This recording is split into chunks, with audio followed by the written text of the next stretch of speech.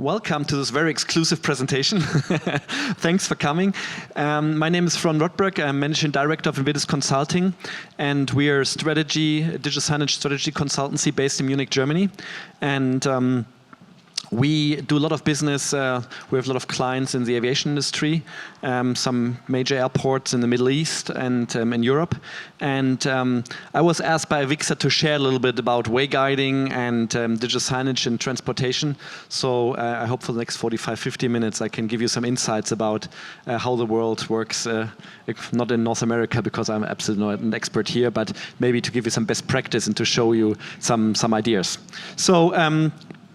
Just to start off with, Invidis Consulting is my company. I founded this in 2006, and we are based in Munich, Germany, and we have also an office in Dubai.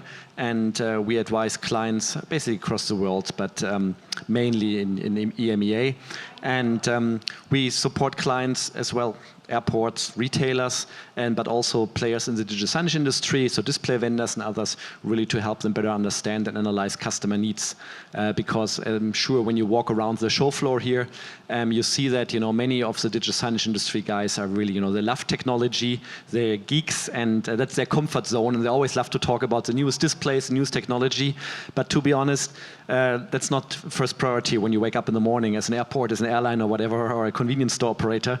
It's not the greatest display. It's about how can you create experiences, how can you guide your customers, your travelers through the airport, so that's more important. So I will talk about solutions, about best practice, and hope to can give you some insights. Good.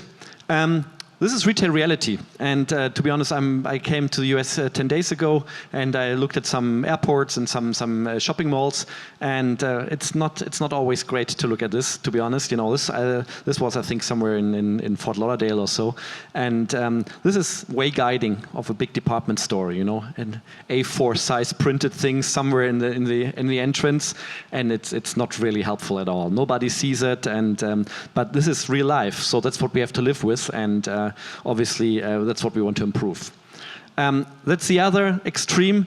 I'm sure you all know that. This is a very exceptional installation here at Orlando Airport. We all know it's not about ROI, but it's about special budgets they had. They had to spend on art, on video art, and obviously, this whole installation with more than 700 screens is something which looks fantastic. But guys like us, who gets out the Excel sheet and try to make it work, obviously it doesn't work. It's just great to have, and it's beautiful to see, but obviously it's not always. It's not best practice you can all follow at home. So before we start into wayguiding everything, I really want to talk a few minutes about experiences. And as I said already, it's very important today that we look what our customers really want and what the consumers want. And we all, especially as retailers, are all competing against online and all other players. And it's really important that we look where are our strengths. And the strengths in brick and mortar retail is experiences. It's something, inconvenience, obviously. It's something, which online was what Amazon cannot deliver. And Dyson is a great example for that. I hope you all know Dyson. It's a British they do vacuum cleaners. And they really managed to make vacuum cleaners sexy. Today guys sit, in the bar with a beer, and they're talking about how they spent $1,500 on a vacuum cleaner. That was unbelievable 5 years ago, and it's a little bit similar to coffee machines, especially in Europe. We spend like a couple $1,000 on a cool espresso machine. We guys all brag around, oh, I got just the newest one and everything, and I bought this very expensive beans and everything. And now it's the same with vacuum cleaners, and it's unbelievable, how really Dyson made something like a lifestyle product. It's almost like the Apple of white goods. So that's great. And what's really fascinating, I'm not sure if you have been to one of the Dyson places there in major cities, also in the US. It's a big showroom, and it's really great place. It's lots of screens, 120 screens usually in one of these showrooms. But when you come in, you really see this turbine, because this is like the secret of Dyson. This is their special, that's their unique selling proposition, and it's like 2 meters high, so it looks almost like an aircraft turbine, and you can really look inside and see how it works. And it's really, creating experiences and creating stories. And that's something which they have done really well. So this is some stuff I want to talk today. It's about FITS displays, obviously, flight information displays, digital transit information and gate information, some fallback strategies, challenges with mixing FITS and advertisement. That's a big issue in many airports, and it's more or less like a strategic questions. Do you want to use the same screens also for advertisement? Some cultural pitfalls, and then later on about waiting time panels, media facades and video art, improving the customer journey with FITS, multi-language content concepts. That's a huge topic from Europe, where I come from, because we have so many languages and so many travelers, and we really need to try to cater them. In the US, it's quite easy. Most of it is English and sometimes Spanish, and the rest just has to live with it. Over in Europe, we're a little bit different, and especially in the Middle East, where we also have Arabic lettering and Chinese and Asia and everything, that makes it very difficult. And then some general things about way guiding, wayfinding, some platform agnostic solutions, as well as video-based things. So to start off with, this is how FITS looked in the past. To be honest, this is still how it looks today in Frankfurt Airport. That was like, for many decades, that was a standard setup. You came into a terminal, and there was this huge FITS display. Obviously, at that time, it wasn't digital. As this one, this is still not digital. But the biggest problem was everyone stopped. So people came into the terminal, and everyone stopped. So there was no flow, and everyone looked up and looked, for their right flight. And this has changed. Today, FITS displays are not anymore one central panel, but they're positioned along the customer journey. So many airports already have them outside the terminal, and wherever you go through to check in and all the time, you see displays left and right, so always keeps a passenger up to date where his flight is leaving, and obviously whether any changes. Even passport control has become digital. Not only when you come to the US, but also to European Union, many places. There are displays all over the place, and they're changing the setup, only for EU residents or for other visitors. So there's also like a flow control, even at passport control. So it's not only about check-in, it's about boarding, but even at passport control, it's a very important topic to use digital signage there and to manage crowds. And then, this is, to be honest, what airports love the most, They would like the passenger to get their first information already at home. Well, I'm not sure how many customers really use Alexa, but yes, theoretically it's possible. And as it's quite cheap to create the content, obviously, many airlines and many airports are offering that. I think the usage rate is close to zero.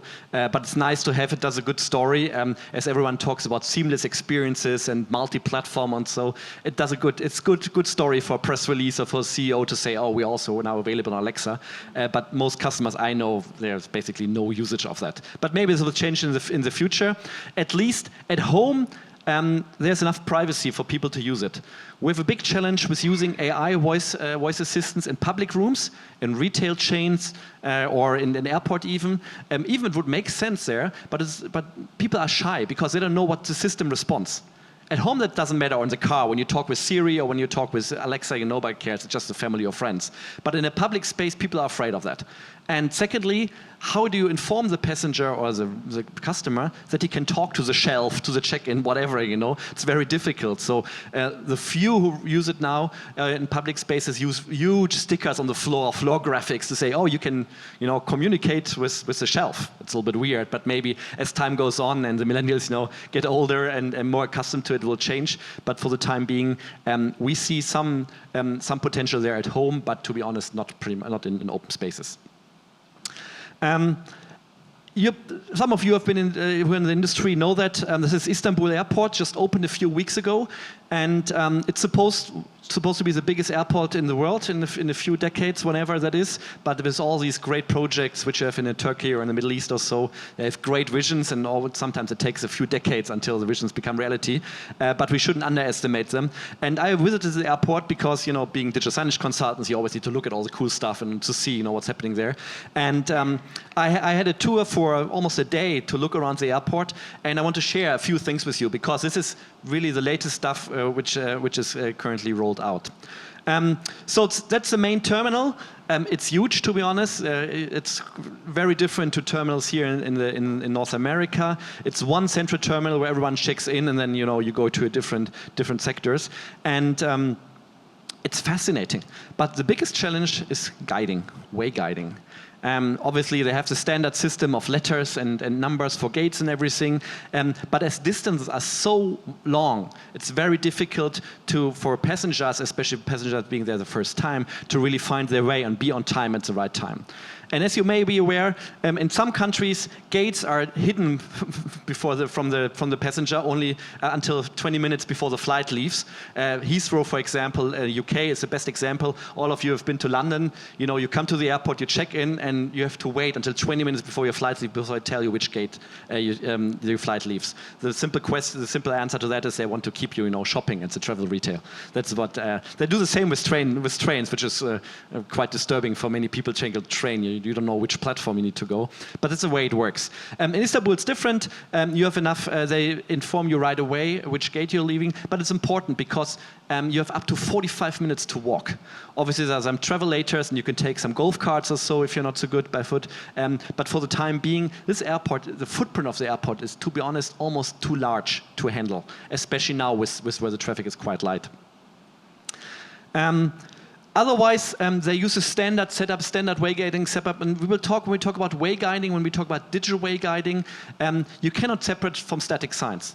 It's all one. For the passenger, it's one. Either it's the app, or it's a static signs, or it's digital. It all needs to work together. Otherwise, that doesn't make any sense. The biggest challenge with digital is customers nowadays expect digital to always be in real time. They're spoiled with their mobile phone. You just look on Google Maps and it's always exact. It tells you exactly where the next traffic jam is, where the speed trap is, whatever. Everything is perfect on the phone or close to perfect. And unfortunately, that is the expectance also from passengers when it comes to digital signage and real-time way guiding. They don't accept that maybe there's a small construction going on and you have to go another way and it's not included in digital. It's unbelievable how spoiled consumers are nowadays, and how many complaints airport get. Oh, your digital sign was not real time. Well, it was just a few hours. We had this construction going on, but that's what consumers expect nowadays. So whenever you do digital, make sure it's fully connected to your back office systems, to your back ends, and really try to get live data out of this. If it makes sense. If it doesn't make sense, obviously it's not necessary. So this is one of the terminals there in Istanbul. You see it's very spacious. It's long time you have to walk. And but this is really interesting because when you come to the main building where all the retail facilities are, this is their travel retail, their duty-free store, and they use LED all over the place. It looks really great. It's fantastic to see all the LED and has a local touch to it. But unfortunately, the LED is so bright that you don't see the static signage anymore. And we have seen it at so many airports. Obviously, different departments, planning, signage, advertisement, retailers do their own stuff. And at the end, when everything is installed, it's horrible. You cannot find your way around. And that's really necessary that you have like a concept, which covers everything. Advertisement, the JCD codes, or whoever puts screens there, the airport signage as well as retail. So this is a setup of Istanbul Airport, of the main terminal. You come in, from the bottom, and then you have all these check-in rows. That's a lot, as you can see. And screens are basically in all the check-in rows. Then you have passport control, and then you have the retail area. And I want to show you some details. So this is a typical FITS display thing next to the check-in. So you see lots of screens. They have 3,000 screens in the new terminal. 3,000 FITS terminal screens. That's a lot. Delivered by Vestel, that's a Turkish supplier, so not a surprise that the big guys didn't win it, but the local hero won it. And 700 nits, so high, quite bright. That's also more and more important, as the architecture is very light and very bright nowadays. It's really necessary that your screens, are bright enough that you can also read them during sunlight. Obviously, about the content, the graphics, we don't need to talk about, and it really depends how far you're away. The size of the phone, everything is something which is really, really important. Sometimes you always have this manage, between departure and arrival screens. So here you see only this blue line on top, that's departure, and the red one are arrivals. I'm not sure why they show arrivals in the check-in area. That's usually a bit complicated, but that's how they do it. This is a typical check-in. They have these machines, these check-in machines. To be honest, there's too much of digital there. Because they had huge budgets, they put displays everywhere. But they don't always make sense in regards to the customer journey, to the passenger journey. So here they had this terminal and there's no usage to that. That's how it typically looks like. Good, and this is quite special because it reminds us a little bit of Frankfurt. This is once you pass passport control. There's these huge LED boards with all the flights. As you may be aware of, in Europe, our flights are not sorted by cities as you do in North America, but by departure times. But there's no reason behind it. It's just historically that North America is different than the rest. But there's these huge boards, and it's quite unusual because most airports nowadays don't use these large LED screens. And you see it's quite high, and they have two of them on the left and the right. And so when you're waiting already at security, at passport control, you have a great view on it, and people can look and check if their flight is late or not. This is in a lounge, typical departure setup, usually 3 to 5 screens. That is quite okay and not very spectacular. But here you see already, this clutter of displays and of visual information which customers or passengers see when they go through there. So you see FITS displays, you see static signage, you see all the LED in the background. So the whole duty-free thing is digital. So it flashes and it changes everything. So that's quite difficult. And then you have standard JCDecaux screens. Well, not from JCDecaux, but it's digital out-of-home screens on the right-hand side. So it's quite cluttered.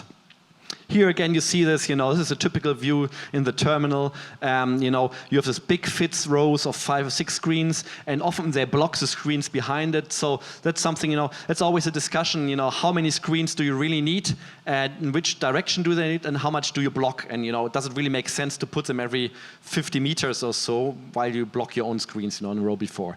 And the red one is a big LED, the Giorgio Armani one, and then they also have, this totem, this digital totem with Tumi advertisement on the right, so you see everything is digital, everything flashes, and a little bit too much when you walk through there. And that's the other direction, it's pretty much the same. So that's quite interesting. Travel retail, as you may be aware of, is very, very important for most airports outside of North America. And so this is one of the biggest retail. To be honest, this retail project was the biggest retail project in Europe. This was 100,000 square meters. Just retail space. It's unbelievable, just at an airport. And so because they built everything from ground, they had a greenfield approach to it, and they did some really nice stuff. And you see this is a big digital signage there, and it's above the checkout, and it's when people line up, they always tell them, please get your passport and your boarding passes, because the travel retailers want to know where the passenger travels to. And secondly, from time to time, they also show the flight data there. So people know that they still have enough time. This is a typical gate area, and that's a quite unusual approach. They decided to install all the screens from the ceiling, hang them from the ceiling, and they're in portrait mode. And you see these ones here are the departure screens. You see the second one in the back, and then some advertisement on the left, and they have them all over the place. So for them, you can imagine having 3,000 to 4,000 screens there. It's quite easy. But the good thing is you see them from far away. They never block, but they don't make much good use out of the screen format. So right now it's only the top information where you see Turkish Airlines to Munich. Well, you can imagine this was my flight. And then just some advertisement below. But they told me they want to use more of that. Also show flights which are departing later at this gate, and also some advertisement, everything. And that's a big discussion. And this is really more a cultural thing, more a strategic thing. Do you really want to mix advertisement and FITS?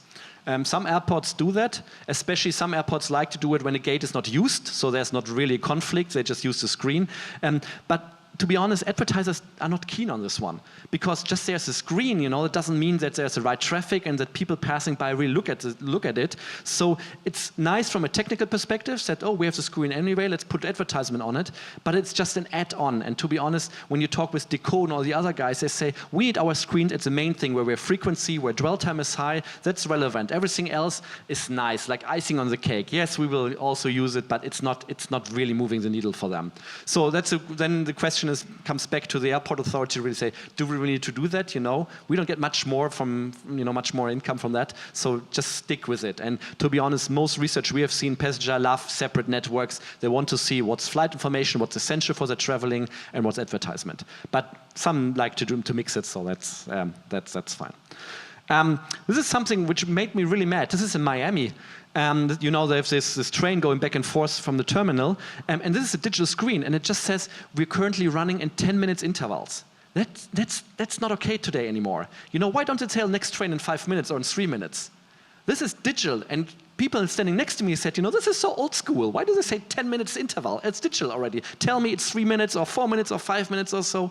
It's easy to change, but this is something what really, really shows how consumers tick today. They want actual information, must be real time and not 10 minutes interval, which could also be a printed sign, to be honest. So this is really lost opportunity for Miami. Unfortunately, they're not here, but I hope they watch it then later. So they change it. So going back to Dubai. No, we haven't been to Dubai yet. So I'm going to Dubai. In Dubai, we have a different challenge. Dubai is the largest international airport in the world. 90 million passengers roughly every year. 85% of them change planes, so they don't get off there. So it's really a huge hub airport. But there they have the challenge with English and Arabic. And in the beginning, they always did, you know, what many countries does, you know, going back and forth, using the same screen, always changing every 30 seconds between English and the second language. But they found that's way too confusing. So they decided really, okay, we do them now next to each other. So they changed their whole fit system, and now they have like on one side English, on the other one Arabic, which is quite helpful because Arabic you read anyway from right to left. So it was an obvious choice to put it on the right-hand side and the English one on the left-hand side. And this is now how all the displays at Dubai look like. So they have all the FITS overview displays. It's always English on the left and Arabic on the right. And this is something in my hometown in Munich that's quite nice. These are screens facing the gate. So when people arrive and get out of the plane, they see a screen which shows their connecting flights, but only for this flight. This is so helpful because we have a minimum connecting time of 40 minutes in Munich. So, you know, people really have to rush to catch their next flight. And it's really helpful because that's exactly the moment when the passenger comes off the plane and he really wants to make sure which gate do I need to go. Some of them look at their phone, but maybe the information are not up to date and everything. So for them, it's really relevant. And this is great because it's, you know, it's right above the gate. You know, people come there, they look at it, and they know exactly, okay, I still have to go there. So this is a typical flight arriving from Frankfurt. You see where it's also interesting for us to see, you know, where most of the passengers go. And you can really see, you know, people changing to all the way from Athens to Los Angeles and Puerto Plata and the Dominican Republic, Toronto. And it's quite helpful. Also with an arrow, so people know exactly, you know, which direction they should go. And then they have enough time while they walk to the gate or to the shopping area, if they still have time, to really look on the different screens again. Is my flight on time, or do I have a gate change or so? So this is really, really simple, but it's very effective. And not many airports currently use it. That's another thing, evolving signage. This is Hong Kong International Airport. I think the airport is roughly like 10, maybe already 15 years old. And that's how the signage looked at the gates when they opened the airport, and that's how it looks today. They're currently changing it, and it's really typical for also our generation. You know, people are spoiled from the mobile phone. It's always portrait mode, and people are used to that. So let's try to make it, you know, as useful for them as possible. So they decided, okay, we have to change the setup because usually, you know, fit screens are always horizontal because that's how it has been for ages, for decades, for centuries maybe, and when they were printed. And now they said, okay, we have to change that. So we have more space, you know, we can even show some more information to it and really use bigger screens, obviously. And I can go back so you get a feeling of that. So this was screen size, this was 42-inch screen, and now this is like a 55-inch screen or so. And they have, instead of 2, they have now 4 screens, 2 on each side. That's also important. Sometimes screens are only in the main direction of travel. And when people come back, you know, when they go all the way to the end of the terminal and then come back, you know, sometimes they don't see the signage there. So it's also quite relevant to signage both sides of it, at least for larger airports. So this is quite interesting. I took my kids with me to Hong Kong. My son is 10 years old, and this is one of these typical, you know, floor plans. You know, you look where something is and so, and it's all digital. But it makes no sense whatsoever because my favorite is not a touch screen. People expect nowadays screens which are on that level that you can touch them, especially like when you have an overview plan or so. And isn't it crazy that they have to put on the screen, this is not a touch screen? And it really shows again, you know, where we are today. So when you do like overview plans and everything, and they're on this height so people can use them, you know, and they need to be, otherwise, you know, you're not compliant with local regulations. You need to make sure, you know, or discuss, does it really need to be a display, or is it, just an overview plan? You don't have changes all the time. Should we just stick with the standard plan? So this is the one, and the crazy thing is on the right-hand side is an interactive directory. So the right-hand thing is digital, it's interactive, and the other one is not. Both are digital, and that's very confusing. So I stood there for 20 minutes and looked, and basically every single person coming there tried to touch on the big screen. So this is just a nice example of how expectations are changing, how society is changing, and that sometimes it doesn't always have to be digital. Sometimes it can be nice, but it's not always necessary. And here you probably need to design a little bit different, so it's more obvious, which part is interactive and which is not. Just putting a sign there, this is not a touch screen, is not helpful. Good. This is Toulouse Airport. Some of you may Toulouse, home of Airbus. They just renovated, or I think they rebuilt the whole terminal currently. And this is quite interesting because it shows a really nice travel retail area, but you see the fit screen was planned separately from retail. The screen is way too small. The whole thing is digital, everything flashes, and you always look at the nice scenery around it, but nobody sees the screen because it's way too small. And to be honest, also the pole, it's way too big for this small screen. I'm not sure. Usually that's a typical case where they run out of budget or so. We only have 42-inch screens, should have been bigger or so. That's usually it is. I have no clue what's here, but it looks like it. And you see really when the environment is changing, and that's so important about digital signage, about fit screens and everything. This is not an iPad, this is not a mobile phone where the mindset of the consumer is really just me and the display. Digital signage, public screens always live with the environment directly around it. And that's very important. So if you want to get attention with your information, with your advertisement, so always make sure that you consider where the location where the screen is positioned. And here it's definitely way too small. Then on the other hand, they have this funky thing, this is on wheels. There's a big video wall. I'm not sure. I think they have just a delivery in the back or so. But this whole thing, they have it on both sides. You can move it by, you can turn it around and get your packages in and out or so. And it's quite unusual. I haven't seen such a big video wall with on wheels. But here you also see split use of advertisement and fit screens. I'm not sure if this is 100% how it should be, but that's what they do at the entrance there. And this is quite nice. This is LED on the ceiling. And this is really nice because travel retail people should spend there, should spend some time there, high dwell time, and they're obviously, there's a big Airbus shop there and everything because being at Toulouse and you have lots of passengers who work for Airbus or some suppliers or so. So they really have this nice mood. And the great thing is, the weather you see up there is changing according to the real weather. And this is really cool. It's simple, but it's cool because you have no windows. You don't know how the weather's outside, and it's quite nice because you see some small clouds. Sometimes really sunny or so, and it's done really really nicely. I'm not sure how many people recognize this is dynamic, but it's really nice. You see the planes flying back and forth, so you see it's digital, but it's quite a nice thing. And we see more and more retailers and airports are really looking into, where can I put LED and what kind of ambience, what kind of emotions can I create with that? And putting them on the ceiling is a nice option. Again, fit screens inside the travel retail space, obviously, so people should be relaxed. They know they still have enough time and everything. This is right at the checkout, but they have them spread all over the space. And this is quite nice. This is the lounge. Toulouse is not a big airport, so they only have one big lounge there. And they put LED around it. And so it's quite easy to find the entrance to the lounge. And secondly, it's quite nice because they always show different doors of the region. Because the biggest challenge of airports is, you go to an airport and once you're inside, they all pretty much look alike. That's not really true, but you really don't know where you are. And they really try to use digital to give like a local touch to it. So these are all gates and architecture of the region, and it's quite nice. It's also changing throughout the day, and it's done really, really nicely, and it's really catching the attention. And you walk there, and even people who don't want to go in the mall, in the lounge, are not allowed to. They can, they look at it and take photos of it. One of these typical shareable moments, these Instagram moments, which become so popular nowadays. So what else do we have?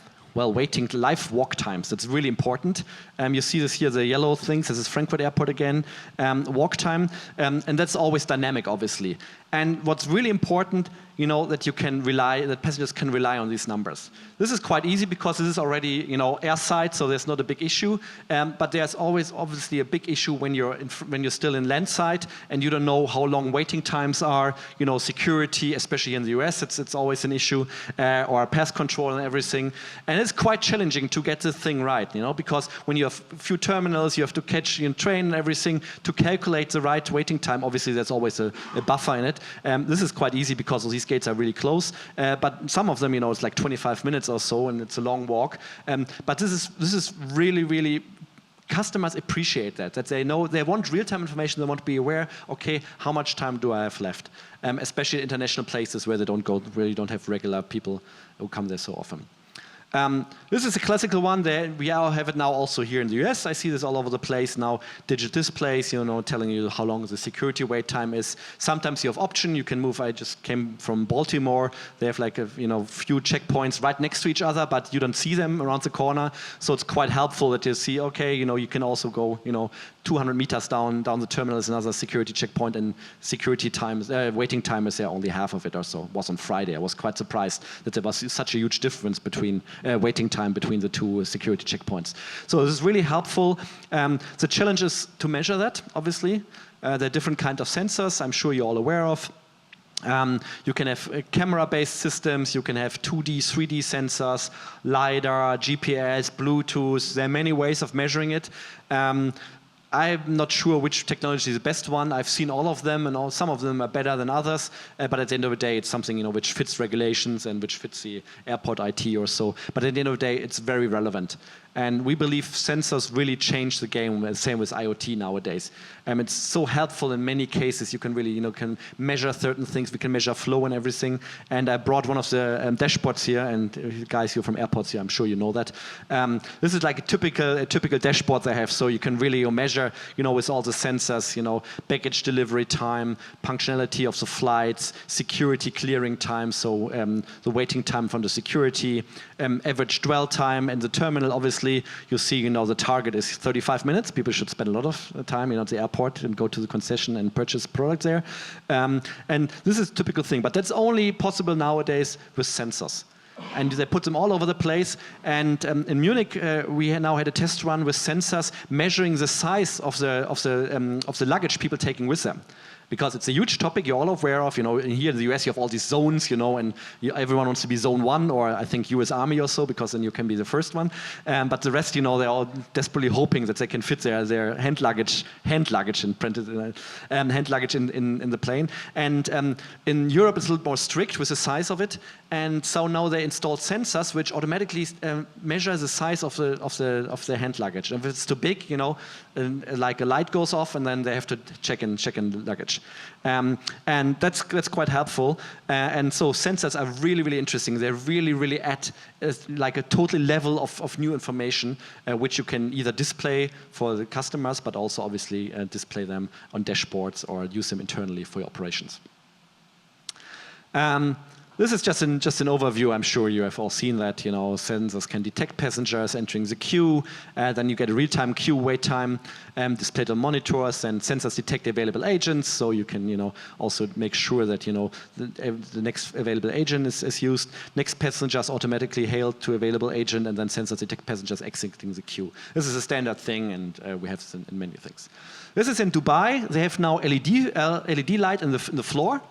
It's also quite nice because we found out that many passengers are looking more on the floor and not so much on the ceiling, because they always look on their mobile phone. That's the reason why. People sometimes they also forget, to move on, in the queue. And so we found out that floor LED is quite helpful.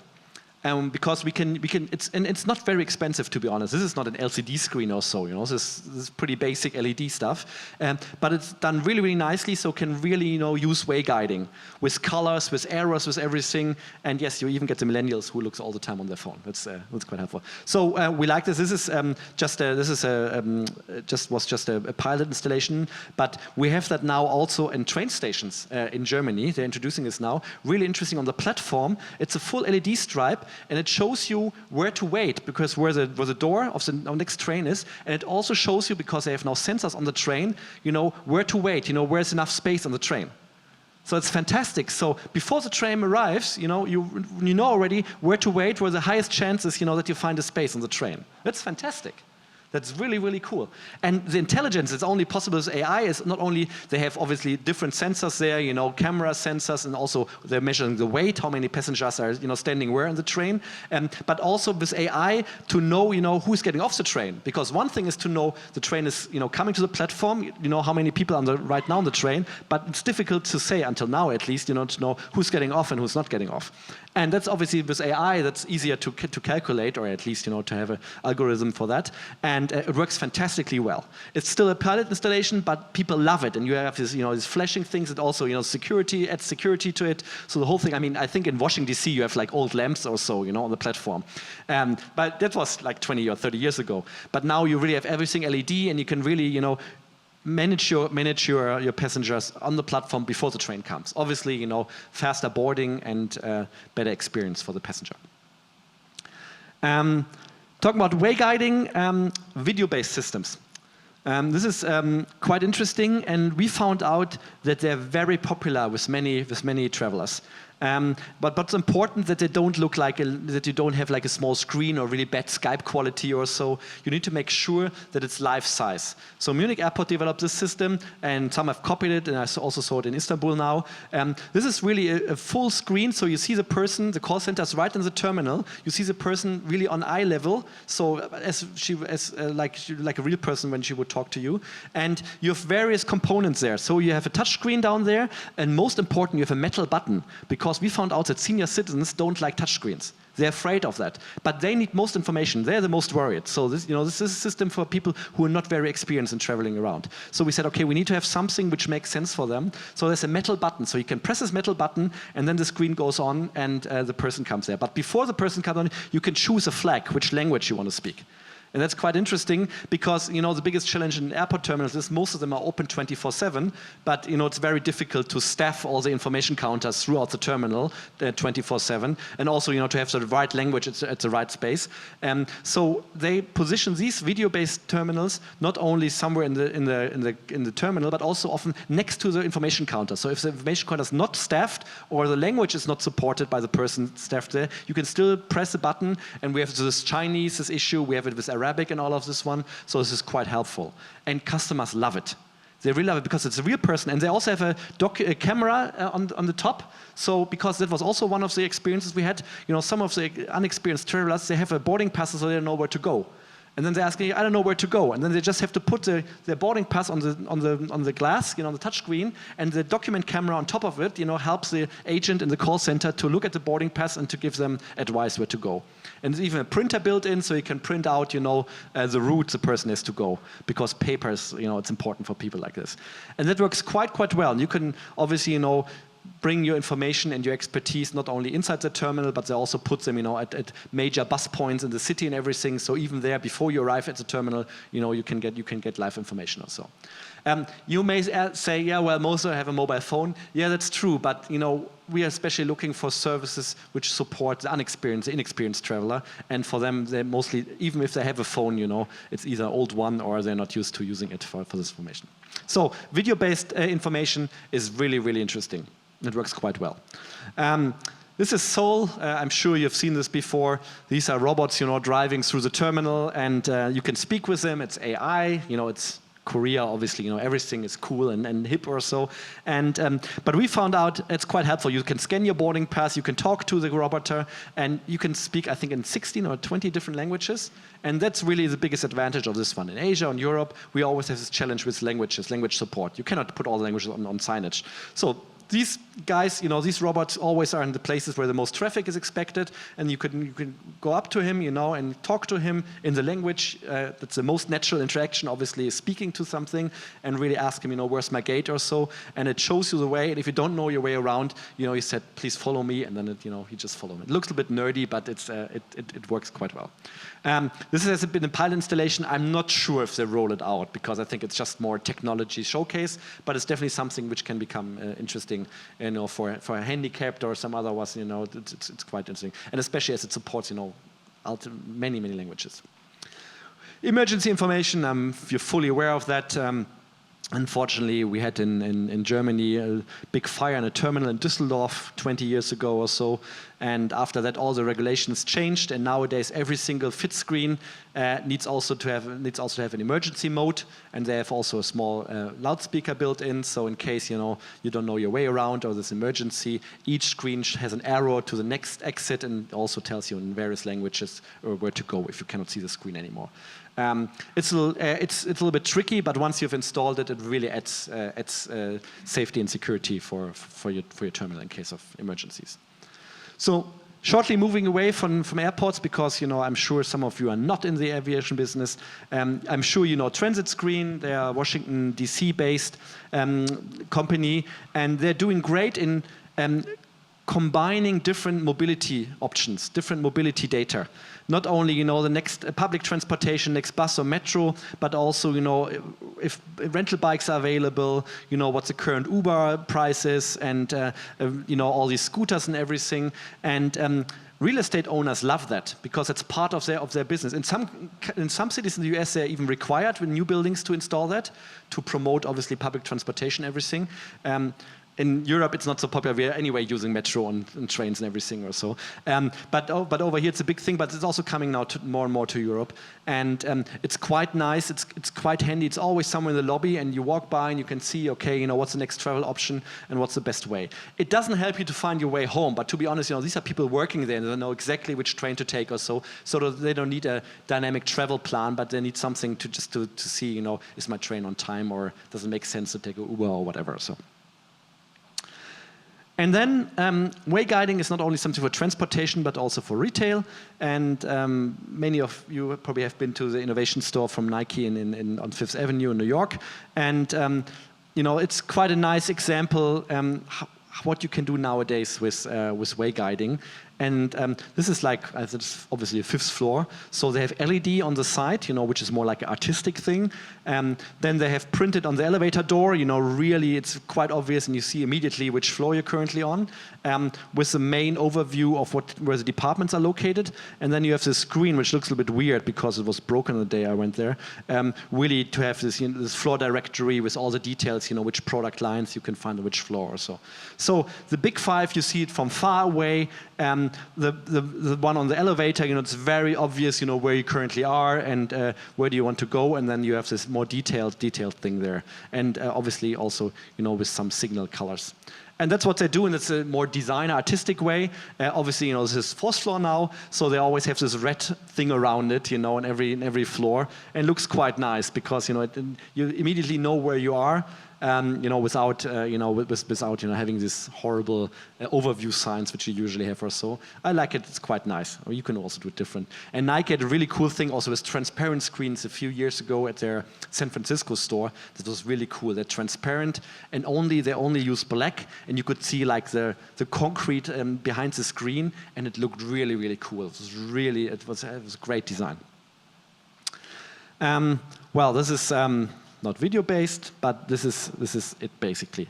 So I have a few minutes left for you, because I'm sure you have some questions. You want to know some information, from your industry or so. We do a lot of way guiding concepts, and to be honest, we have hundreds and hundreds of best practice I can share with you or so. So, is anyone interested? You can also, get the presentation if you want the photos or so. Just send me a mail, and I'm happy to share this with you.